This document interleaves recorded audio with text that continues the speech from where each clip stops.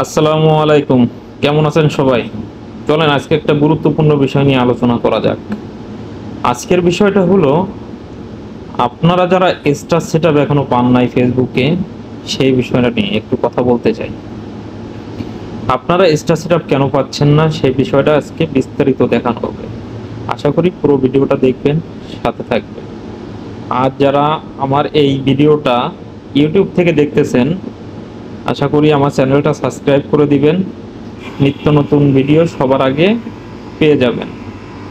আর যারা আমার এই ভিডিওটা ফেসবুক থেকে দেখতেছেন, পেজটাকে ফলো দিয়ে সাথে থাকবেন। এরকম নিত্য নতুন ভিডিও আমি প্রতিদিনই আপনাদের জন্য তৈরি করার চেষ্টা করব। আর আপনারা পরবর্তী কি ধরনের ভিডিও চাচ্ছেন একটু কমেন্ট করে জানাবেন, তাহলে আমার জন্য পরবর্তীতে ভিডিও বানাইতে সুবিধা হবে। আশা করি সাথে থাকবেন সবসময়। চলেন আমরা মোবাইল স্ক্রিনে চলে যাই, আমরা দেখে আসি কিভাবে আপনারা স্টার সেটআপটা পাবেন।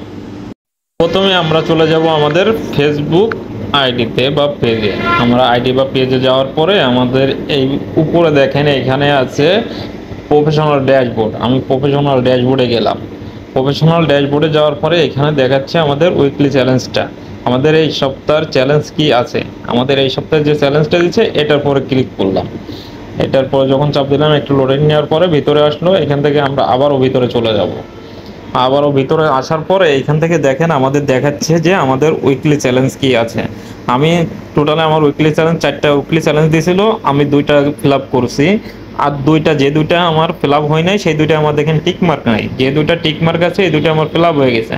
এখন আমার এই যে দুটা ফিল আপ করতে বাকি আছে, এই দুইটা আমার কি বলছে, আমার গ্রো টু 1000 ফলোয়ার, আমার 1000 ফলোয়ার আমার গ্রো করা লাগবে এই সপ্তাহের ভিতরে। আমার অলরেডি 570 জন ফলোয়ার আছে, আরও আমার বাদ বাকিটা ফিল আপ করা লাগবে। আমার এখনো 20%, এটা পুরোটা সবুজ হয়ে যাবে যখন আপনার এটা কমপ্লিট হয়ে যাবে, তখন পুরোটাই সবুজ হয়ে যাবে।